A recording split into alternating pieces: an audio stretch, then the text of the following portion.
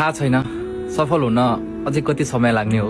युवाले होइन देश बाहिर बसे पनि एउटा नेपालमा त बस्ने वातावरण भएन, तर देशभन्दा बाहिर बसेर पनि हामीले हेलो हेलो नमस्ते सम्पूर्णजनालाई र वेलकम छ मेरो पनि यो भिडियोमा। बनाएको भिडियो हजुरहरूलाई कस्तो लाग्छ, यदि भिडियो मनपर्छ भने पनि मेरो पेजलाई, मेरो फेसबुकलाई फलो गरिदिनुहोस्।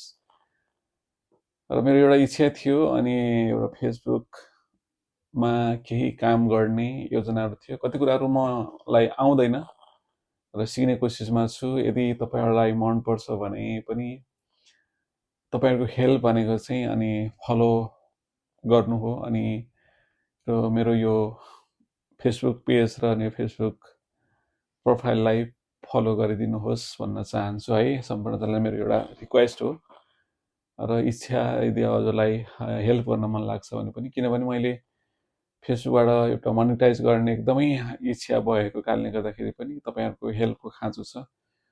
सोध्न चाहन्छु, हामी जस्तो को जीवन एउटा हैन पाएका छैनौं। किन भन्दा अब मान्छेको त्यो थिचोमिचो, मान्छेको त्यो हैन अब एकदमै डाउन अर्थ शब्द प्रयोग गरेर हाम्रो देशलाई हैन एकदमै हेला गरिरहेको हुन्छ कि।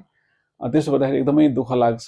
प्लिज हाम्रा जति पनि नेतृत्वमा जानुहुनेहरू हुनुहुन्छ, प्लिज देशलाई बनाउनको निम्ति अठोट गर्नुहोस्, देश बनाउनुहोस् हैन। तब देश बन्नेछ अनि हाम्रो स्थिति एउटा हाम्रो स्तर पनि माथि हुनेछ है। म सबैजनालाई अनुरोध गर्न चाहन्छु, मेरो यो प्लिज, मेरो यो भनाइ मेरो मात्र होइन, आम जनताको भनाइ पनि यही छ।